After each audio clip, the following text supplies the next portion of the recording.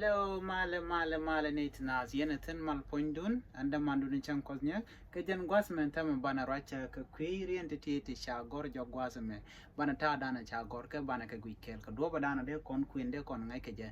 bana you are late in con chamat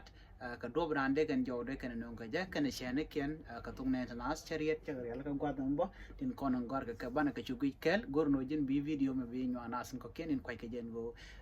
tim quaike channel me. Anh một con nghề gì mà gọi nó bữa đây chính nghề bữa cả ta đàn đi đi cái cái gì cả ta đàn đi đi tung ở đi cái ngày cái chỗ ban chú tính à gọi qua xem mẹ channel quýt nè mẹ các cái u cái qua cái nè mẹ u cái ha nó qua tầm mình u cái nè ha u cái nè à nè mẹ coi chắc cái đằng nè mẹ u cái nè à qua nè mẹ này mới trả video trả cho cái trả cho tung nè mẹ u cái nè à quack quack lo de gora quack u kana a quack u kana o quat u o quat ga u ha ra gwar ala u kana ha gwar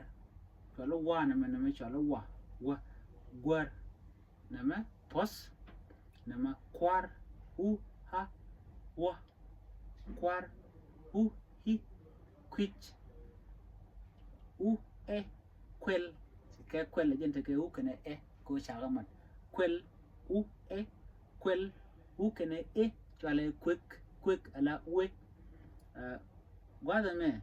i cái này e chít cái tail u cái này e qua đây nè quid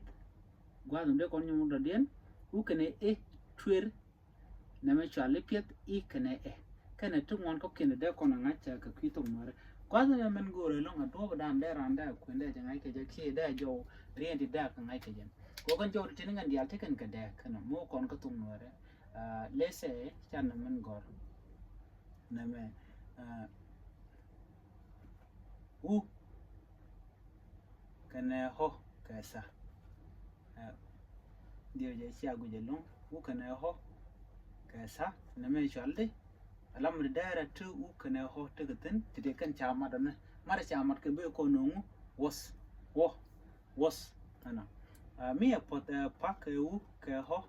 cái sa nè mẹ là u cái này họ mẹ giờ nó post cái nung nè anh tor ta cái u cái họ cái ra nè mẹ tor u cái họ mẹ akan ba jauh dah baju kudu nongan aja ndan gorno de timbia gorno biar di biar ke gwich ke do dan dia ngai ke ja ban je mu de biar te kamal bye bye.